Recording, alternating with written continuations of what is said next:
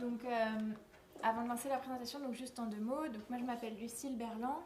On a cofondé avec des amis journalistes une association qui s'appelle Fake Off.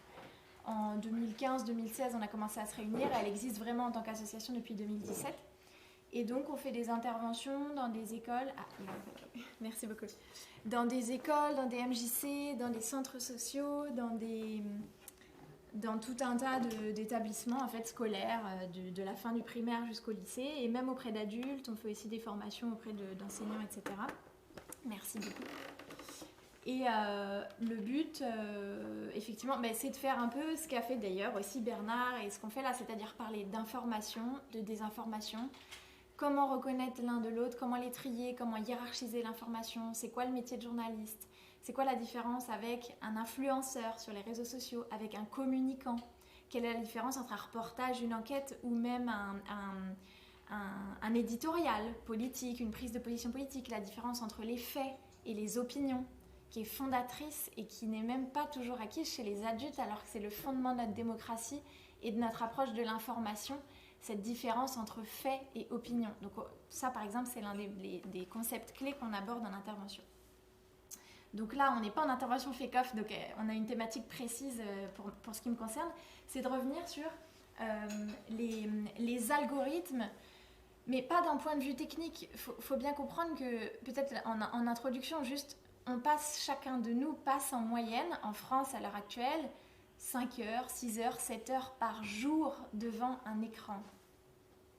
Jamais dans l'histoire, d'ailleurs, je pense que c'est les historiens qui le disent, jamais dans l'histoire, quelque chose n'a pris autant de place aussi vite dans la vie humaine. C'est quelque chose de considérable, qui a bouleversé notre approche de tout, des relations humaines, de la démocratie, etc. Et donc cette apparition des écrans, d'Internet, de l'accès à l'information en continu, en permanence, à tous les sujets, partout dans le monde, cette interactivité, cette interconnectivité, elle est démentielle et donc c'est à la fois une chance et une opportunité pour plein de raisons, mais c'est aussi à la fois un danger, et on va le voir, et qui comporte des risques, et donc il faut qu'on soit bien outillé pour utiliser justement ces outils de la bonne manière et ne pas tomber dans les pièges qu'ils nous tendent. Donc il y aura 6 petites parties. On va essayer de comprendre de quoi on parle avec les algorithmes, les cookies, les données personnelles, qu'est-ce que c'est que tout ça, ces mots un peu compliqués, un peu barbares. Quel but servent-ils, avec quels moyens, et quels sont les risques au niveau collectif, quels sont les risques au niveau individuel, et puis on essaiera de dresser quelques pistes de solutions ou d'idées en tout cas. Donc sur la place des réseaux sociaux, je l'ai rappelé, ils prennent de plus en plus de place, c'est démentiel, c'est plusieurs heures par jour, réseaux sociaux ou internet, en tout cas les écrans, tout ça, ça nous prend de plus en plus de place.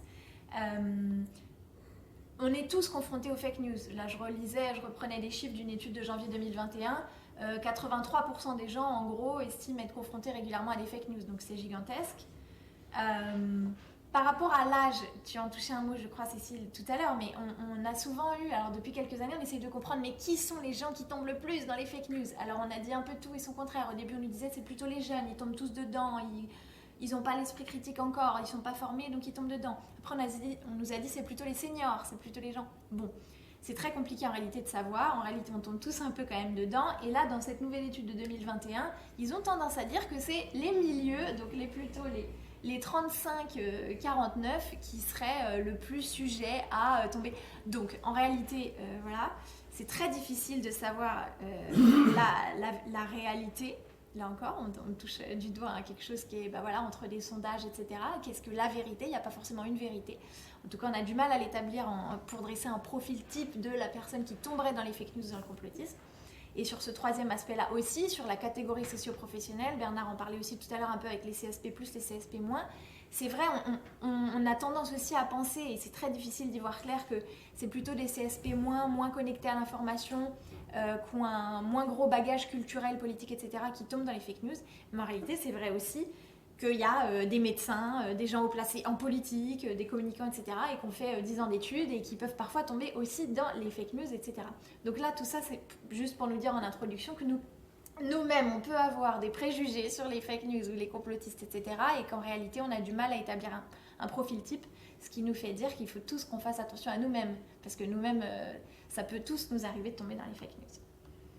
Alors pour commencer, donc sur les quelques notions clés à aborder ensemble, sur les algorithmes, les données personnelles, etc. Peut-être commencer par dire juste un algorithme, c'est le petit programme informatique qu'il y a derrière, c'est un peu la recette, quoi, la formule magique qu'il y a derrière des plateformes ou des réseaux sociaux comme Facebook, comme YouTube, etc. Et donc ces algorithmes-là, voilà, on a tendance à penser que Twitter ou Facebook ou YouTube, c'est juste un tube dans lequel n'importe qui vient mettre du contenu. Mais c'est pas un tube qui est neutre, il est programmé de manière informatique pour répondre à un besoin qui est de vous faire rester le plus longtemps possible sur ces plateformes. Donc en réalité, il n'est pas neutre et il apprend à vous connaître en collectant tout un tas d'éléments sur vous, sur les contenus que vous aimez ou que vous n'aimez pas, les contenus que vous partagez, les contenus que vous commentez. Et donc ces algorithmes ou ces cookies, vous savez, on voit beaucoup tout ce qu'on est obligé d'accepter là quand on se connecte sur un site internet, tout simplement ils récoltent des données sur vous pour apprendre à vous connaître. Et donc vous personnellement et vous collectivement pour comprendre leur lectorat, pour comprendre qui vient voir leurs vidéos ou lire leurs articles. Et ça c'est une manne énorme, on va le voir dans la partie d'après, parce que en fait c'est le pétrole du 21e siècle, l'information, les données personnelles, parce que ça se revend très cher et parce que derrière on peut les utiliser comme des outils de manipulation justement. Donc il faut se méfier de ces algorithmes et de ces cookies qui cherchent à nous faire rester absolument le plus longtemps possible. L'exemple typique, c'est ce que vous voyez ici. On est tous déjà tombés sur Facebook sur des tests de personnalité, vous savez, alors quelle sensation forte est faite pour vous, quelle femme êtes-vous, quelle citation vous ressemble le plus. Alors c'est des petits questionnaires, donc on répond de manière assez anodine, on trouve ça rigolo. En fait, on connecte beaucoup de données sur vous grâce à ces tests. Et donc c'est connu maintenant, mais faut s'en méfier parce que ça paraît anodin comme ça, mais pendant ce temps-là, on récolte tout un tas de données que l'on peut croiser sur vous ou sur les gens qui ont des profils similaires à vous. Et donc, une fois qu'on a récolté ces données, ce qui est la première étape, ben ça ne s'arrête pas là. L'idée, c'est de transformer ces données personnelles en or, en barres pour pouvoir les revendre et pour pouvoir établir, ça va très très loin, hein, des espèces de prédictions. Donc c'est pour ça qu'on va voir que c'est utilisé en politique, notamment des prédictions sur votre vote, votre orientation sexuelle, votre religion, votre régime alimentaire, etc. Donc ça va très très loin. Et je cite un petit chiffre d'un chercheur qui a bossé, Michael Kosinski, qui sont très très effrayants. En réalité, c'est que donc il a fait une espèce d'étude pour comprendre à quel point l'algorithme vous connaissait. Et alors lui, il a dit que grâce à 10 likes sur Facebook, si vous avez liké 10 fois un contenu, au bout de 10 likes, l'algorithme de Facebook vous connaît mieux que votre collègue, c'est-à-dire est plus capable de prédire ce que vous allez aimer dans la vie ou faire comme projet, etc. Au bout de 100 likes, l'algorithme de YouTube, enfin en l'occurrence là il parlait de Facebook, au bout de 100 likes il vous connaît mieux que votre famille, les membres de votre famille, et il faut seulement 230 likes, donc souvent ça prend quelques jours ou quelques semaines pour mieux vous connaître que votre conjoint, donc celui qui partage vos jours depuis des années ou parfois des décennies. Donc ce genre d'études, ça vous rend, ça nous fait réaliser à quel point on se livre sur ces réseaux-là, on ne s'en rend pas compte généralement, donc le premier pas c'est d'en prendre conscience. Alors, quel but ça sert? Une fois que ces infos elles sont collectées, on a commencé à l'aborder un peu. Honnêtement, de manière assez schématique, c'est toujours un peu les deux mêmes schémas qui reviennent, isolément ou les deux ensemble, parce que souvent c'est lié aussi. Hein, ça peut être l'appât du gain et l'envie d'influencer, d'infuser ses idées dans un sens ou dans un autre, etc. Donc évidemment, l'argent. Pourquoi? Parce que les données personnelles. Qui les utilise? Évidemment, ça se revend. Donc, YouTube, Facebook, Twitter, etc. les revendent. Mais à qui? Tout simplement, hein, c'est juste la version 2021 de vos panneaux publicitaires ou de n'importe quoi. Avant, Total, BNP, Nestlé ou Pampers payaient des grands panneaux 4x4 sur les autoroutes. Maintenant, ils payent Facebook, Twitter, etc. pour venir vous cibler, vous, en émettant des critères et en émettant une demande très précise. Si une marque de couches bio veut aller trouver, bon voilà, si elle met son affiche en 4x4 dehors, sur des milliers de personnes qui vont passer, combien seront en réalité des femmes qui ont un enfant en bas âge? Je dis des femmes parce que les algorithmes savent que c'est plus souvent aujourd'hui les femmes qui font les courses dans les foyers, mais en tout cas les algorithmes apprennent des réalités sociologiques. Avec des enfants en bas âge, ayant déjà peut-être 1 ou 2 enfants.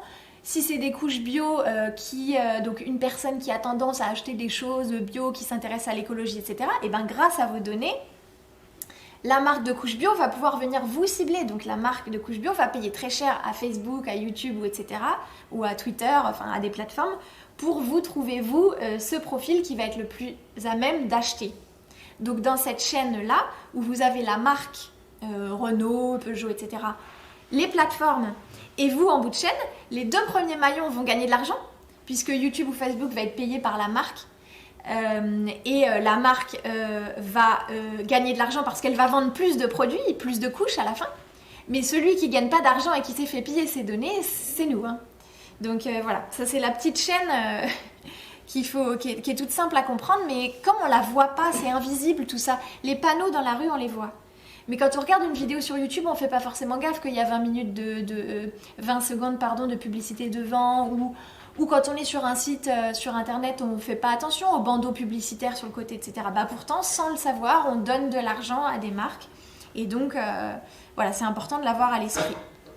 Et donc, les buts, ça peut être l'argent et l'influence, hein, ça peut être tout un tas d'exemples. Alors, dans l'histoire moderne, là, très récemment, il y a 2 exemples qui ont vraiment marqué l'histoire politique internationale avec le scandale qu'on a appelé le scandale Cambridge Analytica. C'est lié à 2 affaires principalement, à l'influence des élections présidentielles de Donald Trump en 2016 et à l'influence sur le vote du Brexit, donc la sortie de l'Europe du Royaume-Uni. Et en fait, dans les 2 cas, il est prouvé maintenant, grâce à des lanceurs d'alerte, grâce à tout un tas d'acteurs qui ont témoigné, que dans les 2 cas, des données personnelles d'utilisateurs de Facebook, donc des millions et des millions, même des milliards de données sur des millions d'utilisateurs, ont été récoltées. Le chiffre est astronomique. Il y a eu jusqu'à 5000 informations par personne, par citoyen américain qui avait réussi à être en fait récoltées par citoyen. 5000 points d'information qui pouvaient ensuite être recoupés donc par ceux qui payaient, qui ont payé Cambridge Analytica, cette société qui avait récolté plein de données de Facebook.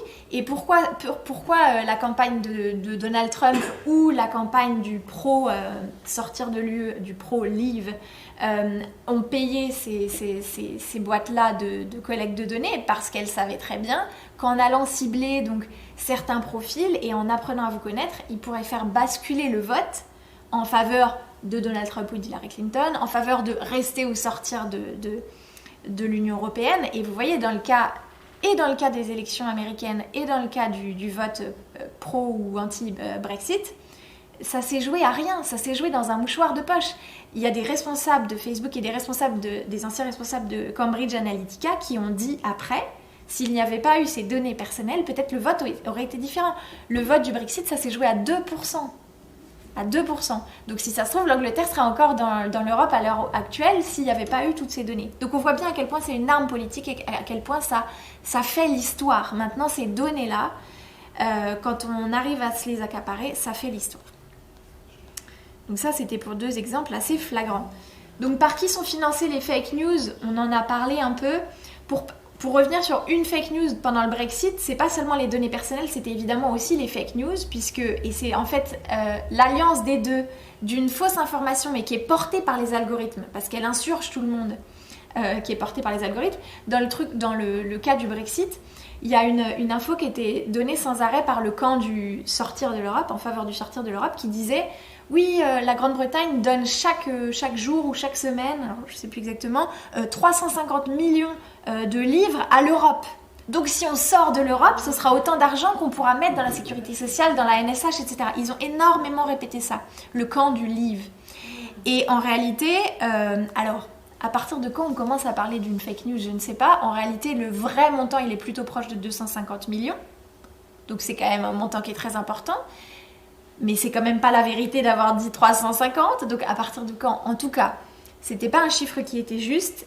Et en plus, certainement que ces 250 millions, ça m'étonnerait qu'ils les recyclent à 100% que dans la sécurité sociale. Donc il y a aussi une manipulation politique évidemment derrière. Mais en tout cas, c'est un argument qui a compté beaucoup. Et plusieurs mois après le Brexit, il y a des enquêtes, des sondages dans la rue ou des enquêtes d'opinion qui ont prouvé qu'il y avait encore énormément d'Anglais qui étaient convaincus que c'était vrai et que cette histoire était vraie, etc. Donc souvent, une fois que ça arrive, ça reste dans les cerveaux. Donc voilà, donc il y a quand même donc ces deux cas-là qui sont vraiment emblématiques. On va passer à la partie suivante. Donc sur le financement des fake news, on en a parlé un petit peu tout à l'heure avec cette chaîne de valeur. Il y a un complément d'enquête qui a été fait par mes deux collègues Aude Favre et Sylvain Louvet, avec qui on a créé l'association d'ailleurs. Donc ils ont fait un épisode de complément d'enquête qui a été diffusé en septembre, vraiment sur la question du financement des fake news, et qui montre que tout un tas de marques en réalité, il y a un petit bug de photo, c'est pas grave, que tout un tas de marques, Orange, Carrefour, La Poste, en fait, comme il y a toute une chaîne de sous-traitance, maintenant comme dans tous les secteurs, c'est de la sous-traitance. Donc Orange, Carrefour ou Peugeot, quand ils veulent faire de la pub, ils prennent une boîte de communication qui va, elle, se charger de trouver les sites sur lesquels ils vont mettre leur pub. Et en fait, dans leur enquête, ils montrent très bien que ces marques-là ne sont pas du tout au courant, que leurs pubs se retrouvent parfois sur des sites complotistes, et alors avec des trucs complètement dingues. Par exemple, l'Institut Gustave Roussy, qui est un institut en cancérologie, qui se retrouve à avoir des pubs donc pour l'institut ou pour donner à la recherche sur le cancer sur des sites complotistes de santé mensongère, qui donnent des conseils mensongers sur se soigner des cancers à base de plantes, mais ne surtout pas aller consulter un médecin et fuir la médecine traditionnelle, etc. Donc avec des trucs ou des choses écolos sur des sites climato-sceptiques ou des choses comme ça. Parce que les marques ne se penchent pas du tout assez aujourd'hui sur cet aspect-là, alors qu'en réalité, on le sait tous, pour affaiblir un mouvement, et là le mouvement des fake news, des complotistes, etc., c'est à la racine qu'il faut le prendre, et c'est souvent avec l'argent, et comme c'est un mouvement qui génère énormément d'argent, il faudrait le prendre aussi à la racine par l'argent, et donc en coupant les vivres, et notamment par la publicité. Donc voilà. Au niveau des risques individuels et des risques collectifs que pose toute cette question des algorithmes, de la récolte de données et de la propulsion des fake news et des théories du complot à travers ces algorithmes. Il faut bien avoir à l'esprit que, comme on le disait avant, quelque chose qui pouvait rester assez anecdotique et auprès d'une personne ou deux, ou d'un village, ou d'un bureau de poste à l'époque, aujourd'hui, en 2 clics, il est propulsé au monde entier. Et donc les réseaux sociaux, c'est une caisse de résonance extraordinaire, géniale quand c'est pour du bon, mais dramatique quand c'est pour des histoires de fake news, de harcèlement en ligne pour nos jeunes, ce qu'on appelle le sextortion, je l'ai mis là, mais parce que c'est de plus en plus fréquent et ça touche de plus en plus les jeunes, où on fait de l'extorsion, on demande des montants d'argent parce qu'on a réussi à récupérer des photos dénudées ou des choses comme ça se fait beaucoup. Ça pose des risques en termes d'image de soi. La lanceuse d'alerte de Facebook qui vient de témoigner au Congrès américain, qui a lancé énormément de choses, Frances Huggins, je ne sais pas si je prononce bien son nom, et qui dit énormément de choses sur Facebook, sur le mal-être que Facebook avait diagnostiqué depuis des années, qui savait qu'à cause de ces histoires de likes, de dislikes, de partages, etc., ça entretenait énormément le mal-être chez les jeunes, mais même Instagram, etc., c'est cette société des apparences où on se met de plus en plus en scène, où c'est superficiel, c'est le regard des autres. Ça crée énormément de mal-être chez les jeunes, et parfois jusqu'à des faits dramatiques, également du harcèlement en ligne, etc., et tout ça pouvant pousser même jusqu'au suicide de certains jeunes. Donc les risques individuels, ils sont très grands, et les risques collectifs, ils sont abordés, je suis navrée pour le bug de photo, ils sont abordés dans pas mal de documentaires ou de films, ils sont très bien documentés. On l'a vu par exemple dans le cadre des votes avec le Brexit ou Donald Trump, ça peut faire une élection. Ces fake news, ces algorithmes, etc. Les algorithmes au service des fake news. Mais il y a un autre exemple, par exemple, dont on parle peu, mais où Facebook est là aussi pointé du doigt, c'est l'exemple des Rohingyas en Birmanie. Les Rohingyas, c'est une minorité musulmane en Birmanie qui est dans un pays bouddhiste, qui est une minorité extrêmement discriminée. Et en fait, Facebook, qui avait été installé sur énormément de téléphones portables et qui s'est développé, il y a eu un boom de Facebook dans ces années-là. Facebook a énormément en fait contribué à relayer à ce que du contenu raciste, islamophobe, discriminatoire vis-à-vis des Rohingyas soit distribué, mais comme une traînée de poudre très très rapidement partout en Birmanie. Et il y a un vrai rôle documenté aujourd'hui de la plateforme qui n'a pas du tout assez modéré, censuré, stoppé ces chaînes d'incitation à la haine, alors qu'il y avait beaucoup d'alertes en interne. Et il y a des gens à l'intérieur de Facebook qui disaient mais attendez, ce qui se passe en Birmanie, ils étaient à l'intérieur de Facebook et ils voyaient ce qui se passait, ils allumaient leur télé, ils voyaient ce qui se passait en Birmanie, et ils disaient il y a un moment, il faut peut-être qu'on arrête de laisser passer autant de choses et qu'on paye des modérateurs. Facebook gagne des milliards par an, ils peuvent payer quelques modérateurs, même si c'est des milliers, pour modérer du contenu d'incitation à la haine. Donc voilà, il y a tous ces enjeux-là. J'ai aucune idée de s'il me reste du temps, mais pour finir, on va peut-être aller vraiment sur les solutions, les pistes de solutions. Globalement, il y a 3 types de, je dirais, de pistes ou d'acteurs en fait qui peuvent être pris. Évidemment, ça peut être par le haut, par la loi, donc la législation pourrait évoluer. Il y a eu des tentatives, par exemple, il y a la loi Avia qui a été donc la loi sur l'information, la désinformation en France, du nom d'une députée LREM en 2018 qui a essayé de passer, mais elle a été censurée par le Conseil constitutionnel, il me semble, même au niveau européen. Oui voilà, elle a été retoquée par le Conseil constitutionnel parce qu'en fait c'est extrêmement compliqué de légiférer pour mieux encadrer ces plateformes, etc. Parce que dès qu'on commence à parler de modération, voire de censure de certains contenus, ça vient aussi à se heurter à la loi sur la liberté d'expression, sur la liberté d'opinion, etc. Donc c'est très difficile de légiférer et donc même certaines tentatives de loi sont retoquées et ne peuvent pas aboutir. Et elles sont en partie inapplicables par ailleurs. Sinon, ça peut venir d'une autorégulation, donc des plateformes elles-mêmes. Ça, justement, sur ces 2-3 dernières années, il y a eu vraiment des gros progrès de certaines plateformes. Suite justement à plein d'histoires comme Cambridge Analytica, comme les Rohingyas avec Facebook. Et donc les plateformes essayent de travailler là-dessus et de changer leurs algorithmes ou de changer des fonctionnalités. Par exemple, très récemment, là il y a quelques semaines ou quelques jours, vous voyez sur YouTube, on peut liker ou disliker une vidéo. Sur YouTube, maintenant, vous ne verrez plus le décompte du nombre de dislikes. Avant, il y avait un pouce vers le bas et vous voyez peut-être 3702 personnes ont appuyé sur le pouce vers le bas. Là, il n'y a plus ce décompte et c'est notamment une réponse.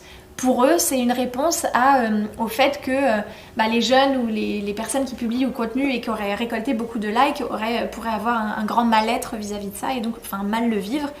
Donc il peut y avoir une régulation des plateformes elles-mêmes. Et puis évidemment, et je conclurai là-dessus, évidemment nous on est maîtres de l'information, Bernard finissait là-dessus mais il a raison, c'est nous les premiers acteurs aussi et il faut qu'on redevienne acteurs, qu'on redevienne maîtres de l'information parce que ces algorithmes, ces cookies, ces données personnelles qui nous proposent du contenu mais qu'en fait on ne choisit pas. L'exemple le plus flagrant, c'est si vous scrollez sur Facebook, sur Instagram, sur TikTok, c'est l'algorithme qui choisit les prochains posts que vous allez voir, c'est pas vous qui les choisissez. Pareil sur YouTube, qui ne l'a jamais fait à la fin d'une vidéo, hop, ça vous en propose une autre et vous la regardez alors que vous n'avez pas du tout prévu de regarder ça, mais vous vous laissez attraper par l'algorithme. Et pour redevenir maître du contenu, c'est pas évident, mais c'est comme au lieu de zapper devant sa télé, c'est ouvrir un programme et regarder ce qu'on veut regarder et pas regarder 10 000 autres choses.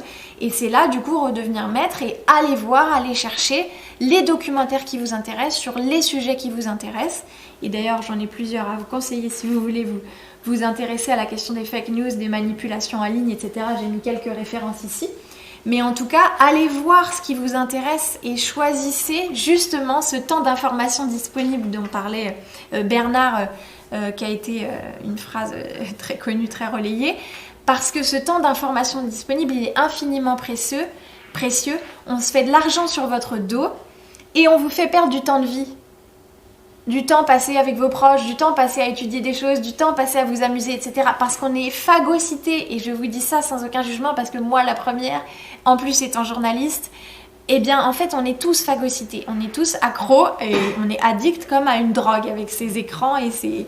Donc voilà, il faut réussir, il faut essayer au moins de se fixer des règles et de redevenir maître et non plus subir en scrollant indéfiniment, mais en allant chercher du contenu, en essayant de contrebalancer un effet naturel que les hommes ont déjà tous, les hommes et les femmes, qu'on a déjà tous, c'est un biais naturel du cerveau, qui est d'aller chercher du contenu qui va toujours dans notre sens. Ça s'appelle le biais de confirmation, mais qui va dans le sens de nos goûts, de nos opinions politiques, etc. Et ça, les algorithmes l'accentuent encore plus, parce que non seulement on a une tendance naturelle à le faire, mais les algorithmes ont une tendance naturelle à ne nous proposer que des choses qui vont dans notre sens, de nos opinions religieuses, de notre orientation sexuelle, de nos régimes alimentaires, etc. et de ce qu'on aime déjà. Donc les algorithmes nous piègent encore plus là-dedans. Donc pareil, il faut aller s'intéresser à d'autres sujets, s'ouvrir au monde, c'est vraiment l'ouverture d'esprit, l'esprit critique. Alors c'est un sacré programme, il y en a pour toute une vie certainement, mais en tout cas c'est vers ça qu'il faut essayer de se tourner et surtout passer moins de temps devant les écrans. C'est pour ça que je vous conseille aussi quelques références de livres ou d'autres choses, parce que tout ne se passe pas qu'à la télé ou sur Netflix. On a le droit de lire aussi et de faire aussi autre chose que s'informer, mais ça c'est un autre débat. Merci à vous.